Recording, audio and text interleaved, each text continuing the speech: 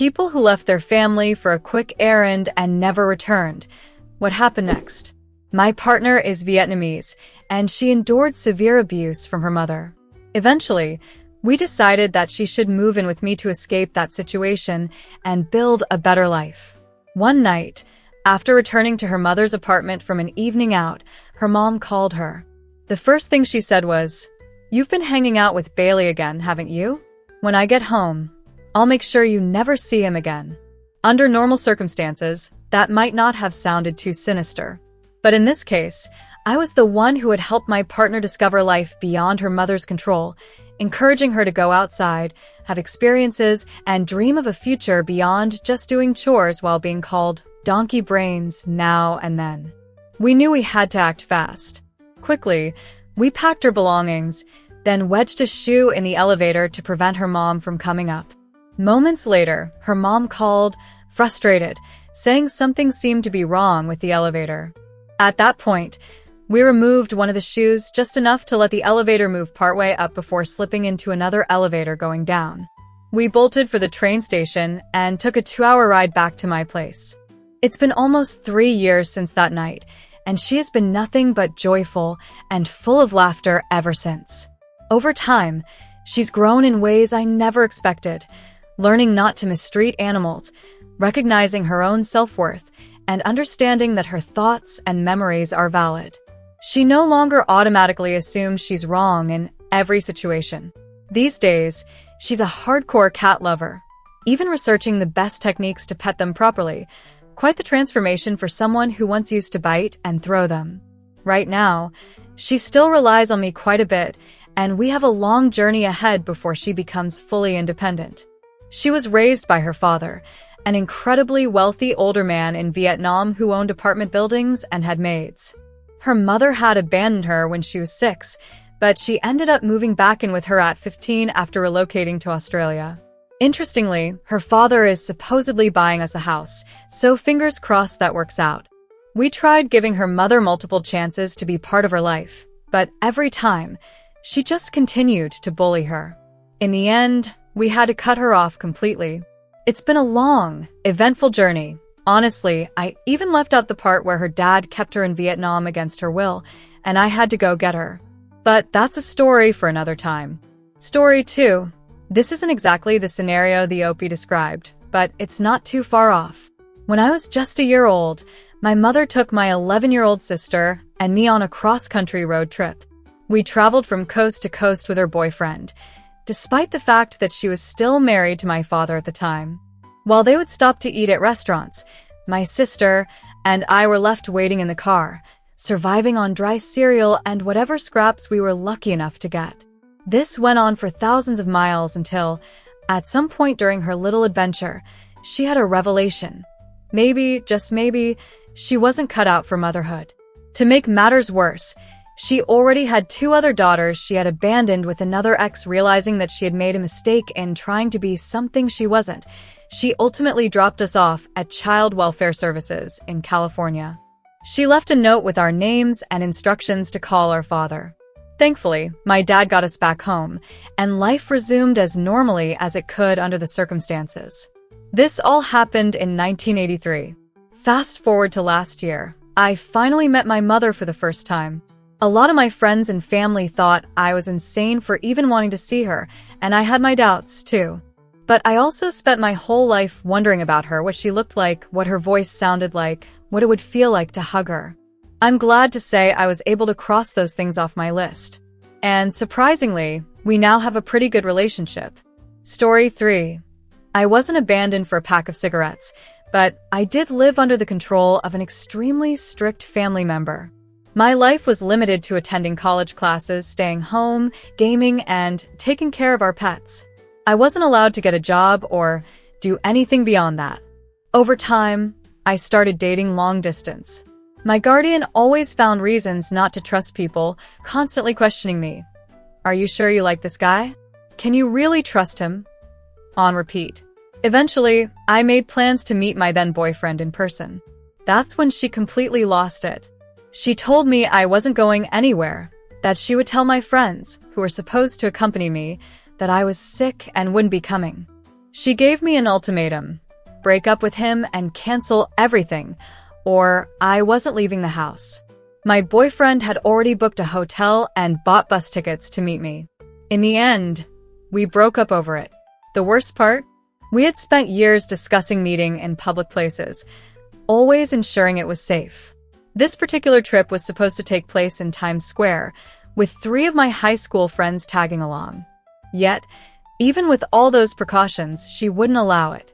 Looking back, that moment broke something in me. Later, I found out he had actually gone looking for me in Times Square, but we still missed each other.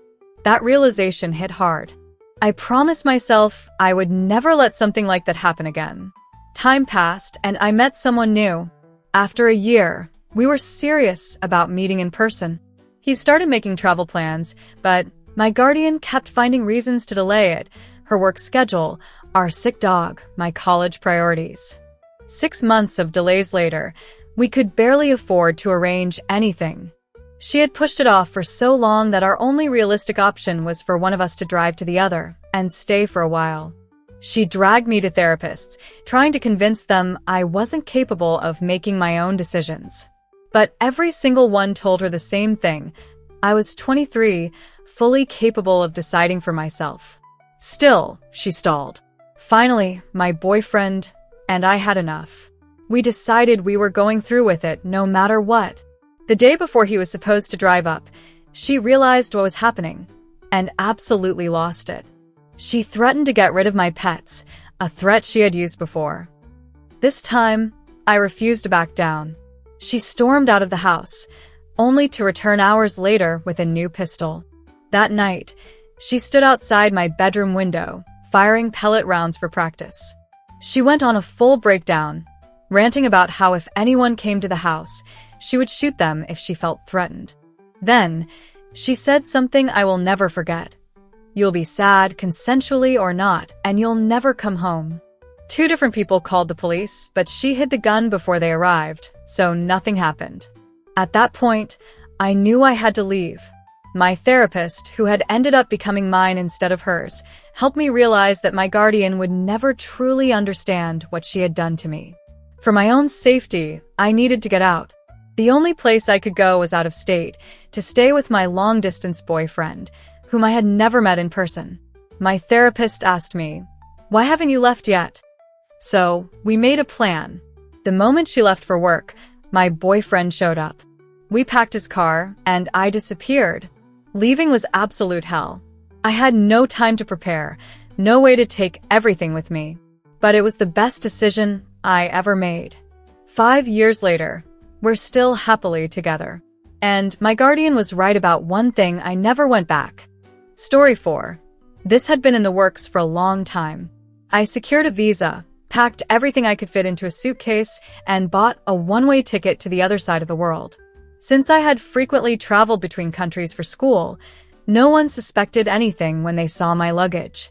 A close friend of mine, who knew just how emotionally abusive my parents were, was helping me every step of the way. I remember sitting on the couch, watching TV with my dad after we had just finished setting up the Christmas tree together. The guilt and panic were almost unbearable, but then the doorbell rang. That was my signal it was time. I stood up, pretending I needed to check who was at the door, grabbed my suitcase, and walked straight into my friend's car. The moment we pulled away, I buried my face in my jacket, sobbing and screaming as the reality of what I had done hit me all at once. The aftermath was intense. My parents started calling everyone they could think of, including my friend, but he played it cool, pretending he was at work. They reached out to me in every way possible, demanding that I come home immediately. Meanwhile, some of my friends went to the airport to see me off. By that point, there was no turning back. Before boarding my flight, I sent an email explaining everything. I told my parents I was safe, reminded them that I had told them countless times I was leaving, and apologized that they never took me seriously or offered to help. But I made it clear I was choosing my own path. Since moving, my relationship with my parents has actually improved. We talk occasionally on Skype, and while we'll never be close, they can no longer manipulate me, lock me in my room, or cut me off from the outside world. That doesn't mean they don't still try. Sometimes they call the police on me or contact my workplace, but it's nothing I can't handle. My grandmother, who secretly helped me leave, misses me dearly, but she's proud and supportive of my decision. My friends have stayed by my side, and we still keep in touch through Messenger and Discord. I'm so much happier now. At first, I struggled with guilt, leaving the way I did, suddenly and with a lie. But I knew there was no other way. I had tried to leave on good terms many times, only to be punished for it. And just to clarify, I wasn't a child when I left. I was in my 20s, with a job, fully capable of making my own choices. Now, I finally get to live life on my own terms, not theirs. Story 5. I grew up in a family that, to put it lightly, wasn't great at taking care of me. When I was 7, we lost our home due to some complicated family issues that I won't get into. My parents, who had been managing their drug addiction relatively well up until that point, spiraled completely. We lost everything, and from then on, life was a constant cycle of moving from place to place. Sometimes, we stayed with relatives. Other times, we scraped together just enough to convince a landlord to let us stay in a rundown trailer for a while. But nothing was ever permanent. Every day, I walked home from school never knowing if we'd still be there by nightfall, or if we'd be packing up the car, searching for a couch to crash on. Despite it all, I loved my family. We were poor, and life was unstable, but they were still my parents. But their addiction got worse. And worse. First, they started pawning our belongings. Then, they began using the money I had saved for school trips to buy drugs. Eventually, even food became a luxury. There were times when the only meal I had all day was whatever they gave us at school. Then came the breaking point. One of the men my parents did drugs with cornered me and tried to force me into something I didn't understand at the time. I was 11. I ran to my parents, terrified, thinking they'd protect me. They told me they wouldn't let him come over anymore. But the next time he showed up with drugs in hand, they let him in. I hid in the bathroom and cried. It took me a few more years to finally escape. When I was 13, my older brother's friend took an interest in me. I mistook his kindness for love because, for the first time in a long time, someone actually cared about me. He brought me food. He looked out for me. He made me feel like I mattered. Looking back, I realize how naive I was. He convinced me to legally remove myself from my home on grounds of neglect. And it worked.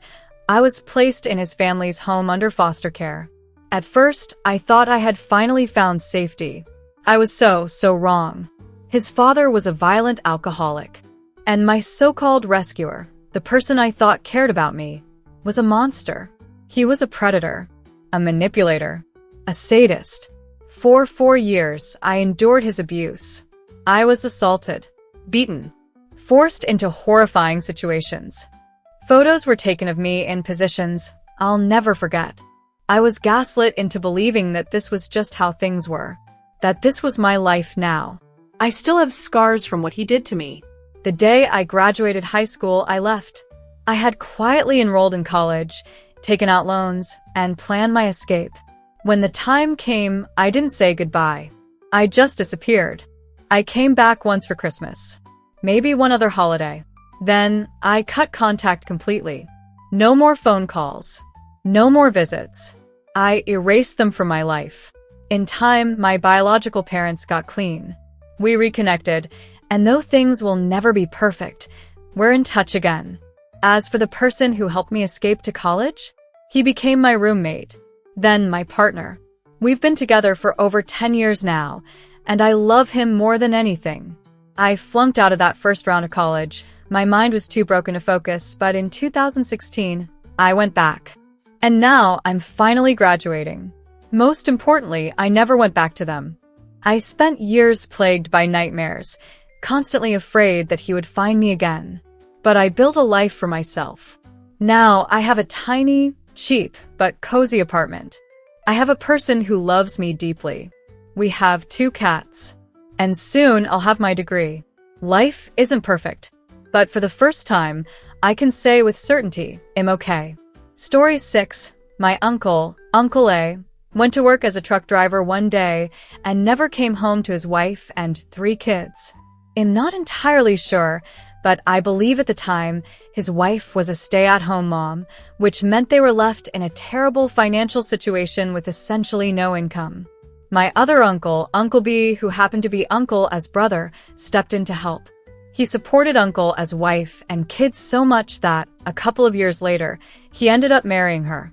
Meanwhile, my dad and his brothers eventually found Uncle A over 1,000 miles away from home, living under an overpass. It turned out that heroin had led him down this path, causing him to disappear and live on the streets for several years. With the help of his mother, Uncle A eventually returned to his hometown. He went through multiple relapses over the next 4 to 5 years before finally managing to stay sober for about 6 years. Unfortunately, he later passed away due to complications from years of drug and alcohol abuse. His children never truly forgave him, understandably so, and instead, they came to see Uncle B as their father. Despite being their uncle by blood, he became their dad in every other sense.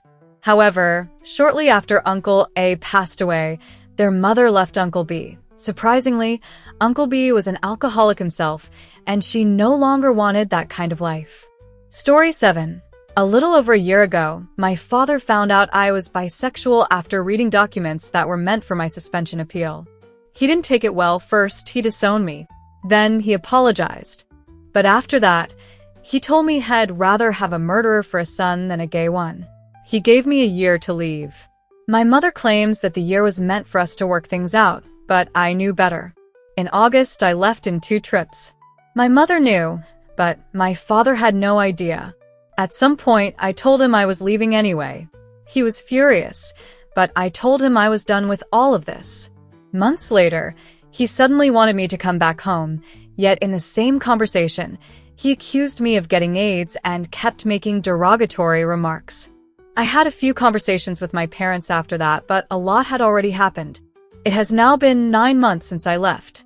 I was fortunate enough to secure a dorm at my university and land a decent-paying job to cover unexpected expenses. My life has drastically improved, but I still need a lot of therapy to process everything. I miss my brothers and my grandmother dearly, but I don't miss my parents because they never truly loved me. I told them outright, "Love isn't saying you want me home while simultaneously ridiculing me for not dating a woman, refusing to give you grandkids, or telling me I'll get AIDS because I'm with a man." My mother was also disappointed in me because, during my surgery, I asked my best friend's mother to take care of me instead of her. A surgery, by the way, that I initially had to go through alone. Story 8 *. A few months before this, a man in Army Greens came to my high school of 1,500 students and gave a presentation to about 7 kids. I was the only girl in the group. Apparently, he had asked the counselors for a list of at-risk youth, and we were the ones they deemed worthy of the program. He was there to talk about a military-style academy he worked for, something called the Challenge Program. If you're familiar, it's a place where 16 to 18-year-olds live on a military base with 50 other kids from across the state. They teach you drill and ceremony, military discipline, and essentially put you through 6 months of basic training. No internet, no phones, nothing. I went on a tour of the base with the only other kid who was interested, but he ended up not going due to family reasons. When I mentioned the school offhandedly to my mom, I told her I wasn't really considering it, but she encouraged me to think about it. This was the same mother who got drunk every night with her sister and constantly told me I was a disappointment. The second I actually decided I wanted to go, she was immediately against it. "I only told you to think about it because I knew you wouldn't make it through that program anyway. I never even told you to go." That became one of her favorite lines whenever I brought it up. She refused to help me with anything related to applying and spent all her time telling me I would fail, twisting reality in every way she could. The morning the program started, I packed the 10 pairs of gray shorts and black t-shirts they told us to bring and called my debate teacher to pick me up. On my way out, I told my mom, "I'm going to school." But I think she knew exactly what I meant. 6 months later, the program ended, and I found myself back in the same toxic environment. My mom came to my graduation with the whole family. acting proud, and saying she always knew I'd make it. I just graduated high school last month, and now I'm doing everything I can to get out of here for good. Story 9 asterisk, I have a similar story, though nothing quite as extreme. Growing up, my dad was ex-military and an old farm boy. The word strict doesn't even begin to describe how our house was run. When he was angry, anything within reach became a projectile: glasses, shoes, remotes, you name it. As I got older, I started throwing things back. I took care of my little brother and tried to fight back, but the odds were never in my favor. My dad was 5 feet 10 inches and 240 pounds, while I was the same height, but barely 140. My dad had a secret addiction to adult material, and my mom had a bottle of wine a night drinking problem. One night, after a brutal fight between them, my mom finally took us and left. I was 14. For a while, things were okay. She even stopped drinking. My dad, too ashamed, didn't call. But slowly, the drinking crept back, and my mom started taking her anger out on my little brother. He was only 10. By the time I turned 15, I couldn't take it anymore. One night, she slapped me across the face. She always had her nails done. She was a beautiful woman, always well kept. But that night, she cut my face in a few spots. I pushed her away. My uncle, her brother, walked in and saw me push her, and things escalated. The neighbors called the cops, and my mom was so drunk they arrested her. I was taken to juvenile detention. Long story short, my dad came to get me. As my legal guardian, he had no reason not to. We didn't speak during the car ride home. For the first 3 weeks, we barely spoke at all. My brother chose to stay with my mom under joint custody. I didn't see her for years. She never called or texted. As far as she was concerned, I was dead to her. But my father changed. He found religion, peace, and we rebuilt our relationship through counseling. Fast forward 10 years. I get a phone call from my mom's husband. She has pancreatic cancer and is going in for surgery the next day. If you know anything about pancreatic cancer, the survival rates are slim. I flew out overnight. When I walked into her hospital room, she rolled over to face away from me. I sat there for hours before she finally said hello. She had been crying the whole time. We talked. She apologized. I apologized. We started fresh. Her surgery was successful. Now we talk every weekend. So here's to the rare happy ending. Sometimes reconciliation is possible. Story 10. I had finally reached my breaking point with my stepmother. After spending the previous 11 years living with my self-medicated, paranoid schizophrenic mother, I had moved in with my dad and his wife, hoping for some stability. But she turned out to be just as bad, constantly belittling me, picking on me, and degrading me in every way she could. She was a cruel woman, and after enduring so much chaos for so long, I was done. So I left. I moved in with a friend, and when I returned a few weeks later to collect my things, I found that my stepmother had packed them all up and left them in the barn. A lot of my irreplaceable possessions were gone, things she had simply thrown out. After staying with my friend for a while, I moved in with another, and then eventually, I ended up living with my mom's ex-boyfriend, a man who had always felt like a father to me. For a time, it felt like I had finally found some stability. But things took a dark turn. He started coming on to me, and I knew I had to leave.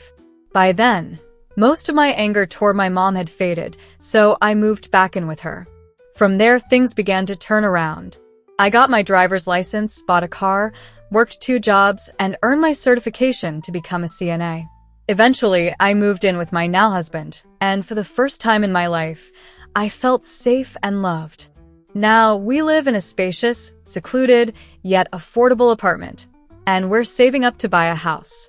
We both have solid, well-paying jobs, and our cars are newer and reliable. The journey was long and painful, but I made it.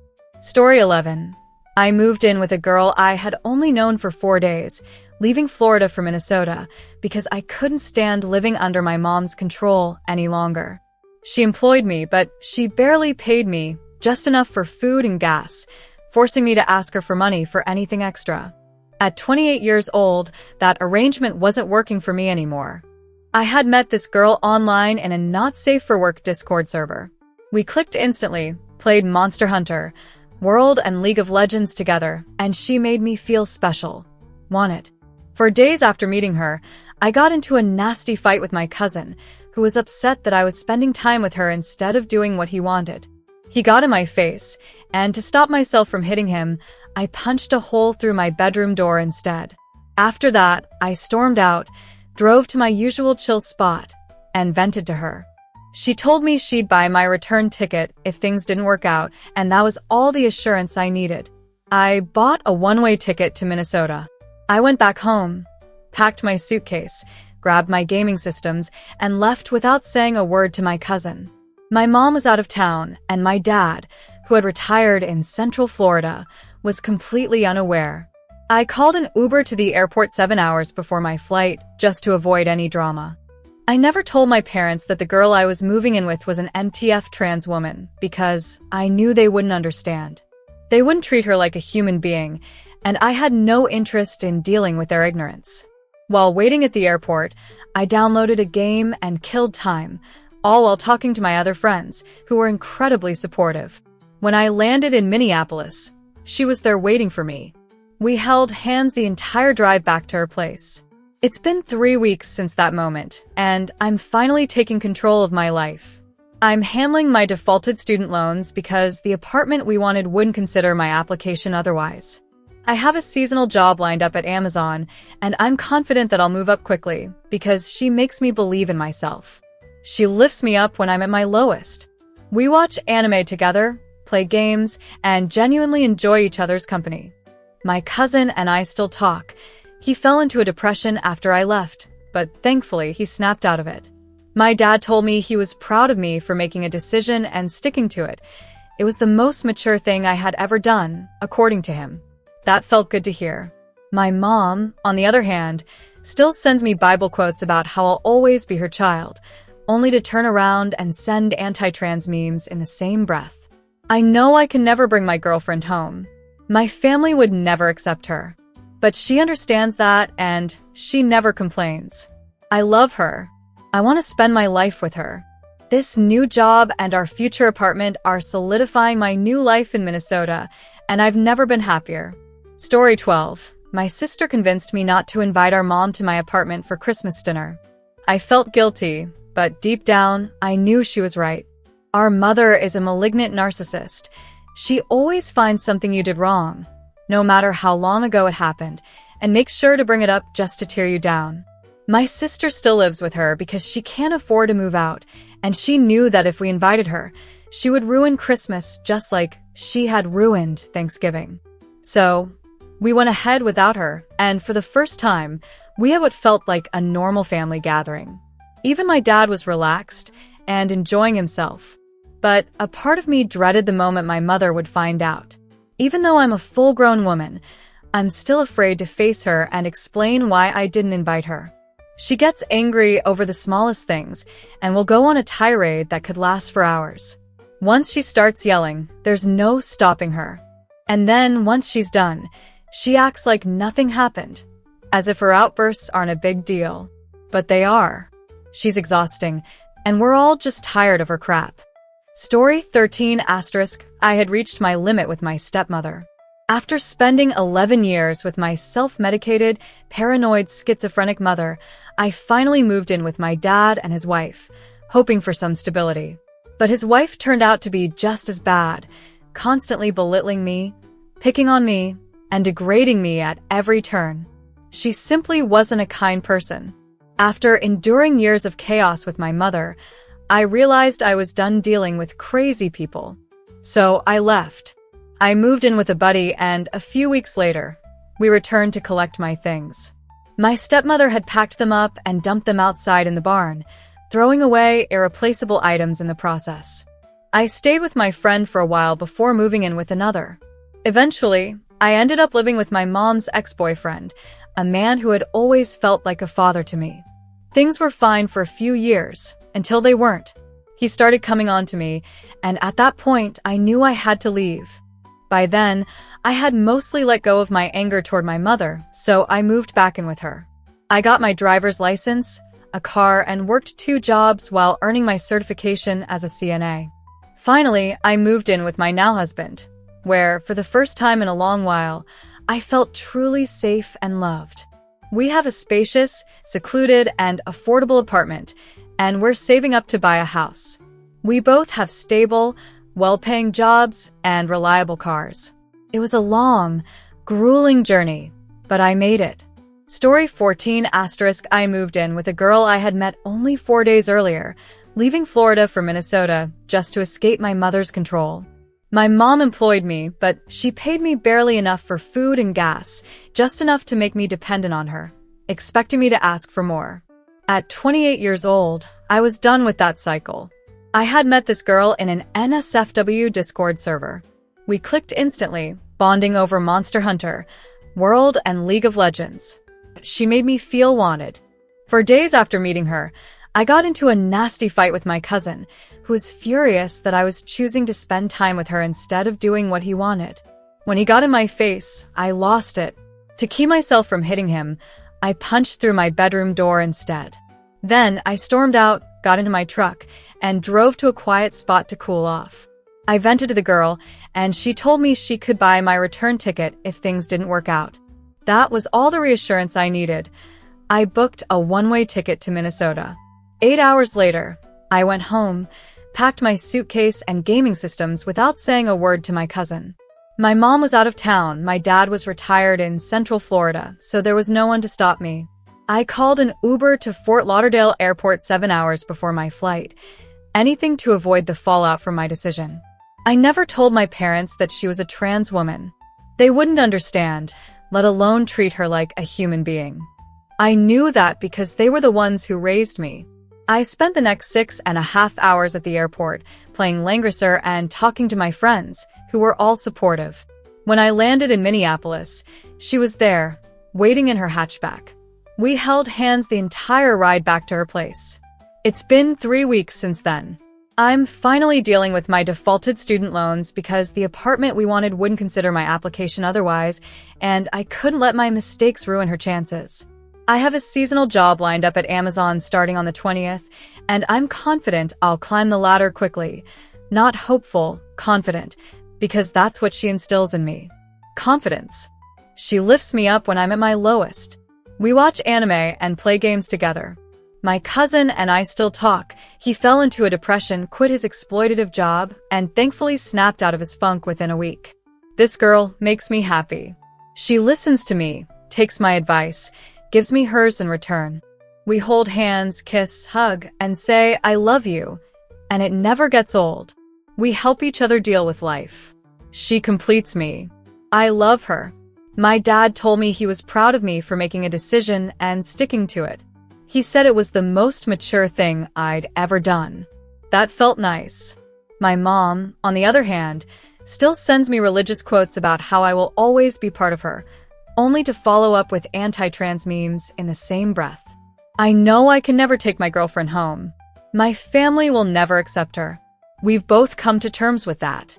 She doesn't complain, not once. I love her. I want to spend the rest of my life with her. With my new job and our soon-to-be new apartment, my life in Minnesota is finally taking shape, and I've never been happier.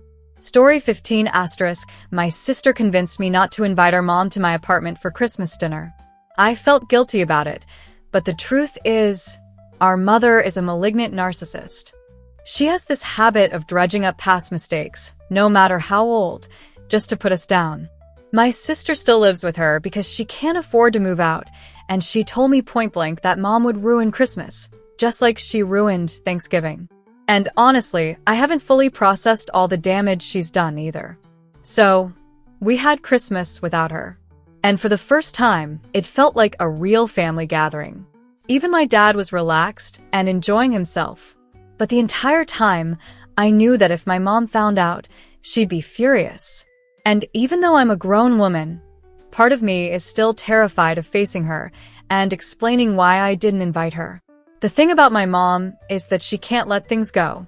If she finds something to be angry about, She'll scream about it endlessly, and there's no stopping her once she starts. Then, when she's done, she acts like it was nothing, as if she isn't the most difficult person to handle. We're just tired of her crap. Story 16. This will probably get buried, but I might as well share. In the summer of 2017, at 18 years old, I came out as trans, and it was nothing short of disastrous. My parents immediately cut all financial support. They wouldn't even let me eat their food, even though I was severely underweight due to undiagnosed celiac disease. They refused to support my transition in any way, no hormones, no top surgery, and cruelly told me I looked like a lesbian. At one point, they claimed to be supportive, but their actions said otherwise. They yelled at me for questioning them, said even worse things that I've since tried to scrub from my memory, and repeatedly threatened to kick me out. They even went so far as to track down my therapist, despite the fact that I was paying for my own sessions and keeping her information private. I'll never forget the moment my mom called my therapist in the middle of a session, saying she knew I was there. That moment still haunts me. Then, on June 4th, 2017, my parents told me I was no longer allowed to leave the house. If I tried, they would call 911 and claim I was suicidal. I had already been safety planning for days, so I grabbed my go bag and bolted for the door. My parents tackled me, pushed me down, and tried to stop me. I attempted to call for help, but I knew as a trans kid in rural America, the police were not my friends. When I finally made it to my car, my dad opened the trunk and disconnected the battery, proudly declaring that if I wanted to leave, I'd have to walk. That sounded like a great idea to me.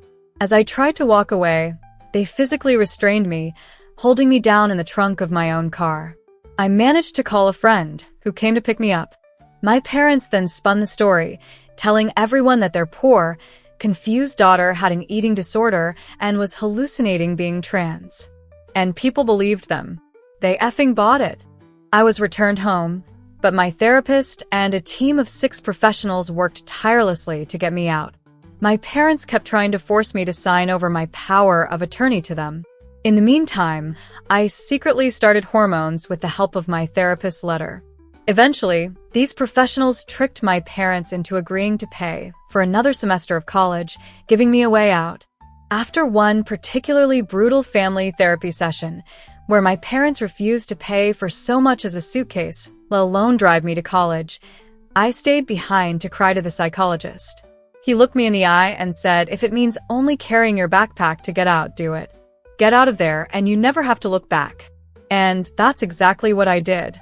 I shipped out what I could, grabbed my backpack, and under the guise of heading to college, I left for good. Whether or not I've truly never looked back is debatable.